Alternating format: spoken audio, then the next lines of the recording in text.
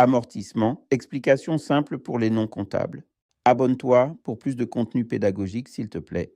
Les amortissements sont une manière de transformer un gros achat durable en une charge qui s'étale sur plusieurs années, au lieu de tout comptabiliser d'un coup. C'est un concept de comptable, mais on peut le comprendre très simplement. Premièrement, à quoi servent les amortissements?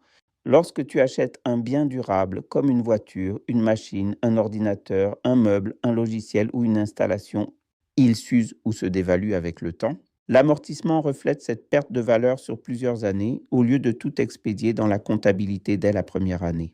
En résumé, un amortissement égale une charge annuelle qui répartit le coût d'un gros investissement. Deuxièmement, comment ça marche en image simple? Prenons un ordinateur acheté 1000 euros que tu comptes utiliser 5 ans. Sans amortissement, tu mets 1000 euros en charge une seule année, ce qui fausse le résultat de cette année. Avec l'amortissement linéaire, tu répartis la perte de valeur sur 5 ans.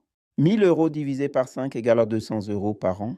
Chaque année, tu comptabilises 200 euros d'amortissement comme charge et l'ordinateur apparaît dans le bilan de moins en moins cher.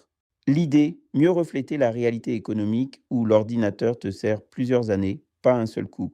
Troisièmement, la différence clé entre le cash et la comptabilité. L'amortissement n'est pas une dépense réelle encaissée chaque année. Quand tu as payé l'ordinateur, c'est le seul moment où ton compte bancaire est impacté. Mais en comptabilité, l'amortissement diminue le bénéfice parce que c'est une charge, même si tu n'as pas décaissé d'argent ce jour-là. En pratique, pour la trésorerie, une seule grosse sortie au moment de l'achat. Pour la comptabilité, une petite charge chaque année. Quatrièmement, pourquoi c'est utile ou même obligatoire?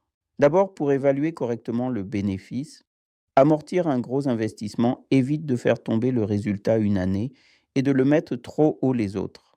Ensuite, pour voir la valeur réelle des biens, dans le bilan, le bien apparaît à sa valeur résiduelle, c'est-à-dire sa valeur d'achat moins les amortissements cumulés. Enfin, pour la fiscalité, en France, les amortissements sont déductibles du bénéfice imposable, ce qui réduit l'impôt sous réserve de respecter les règles spécifiques. Cinquièmement, quels biens amortir et lesquels ne pas amortir? On amortit les immobilisations utiles plusieurs années. Machines, véhicules, mobilier, ordinateurs, logiciels, installations et même certaines œuvres. On n'amortit pas en général les terrains car ils ne se déprécient pas de façon irréversible. On n'amortit pas non plus les biens qui se déprécient brutalement ou exceptionnellement. Dans ce cas, on utilise plutôt la dépréciation.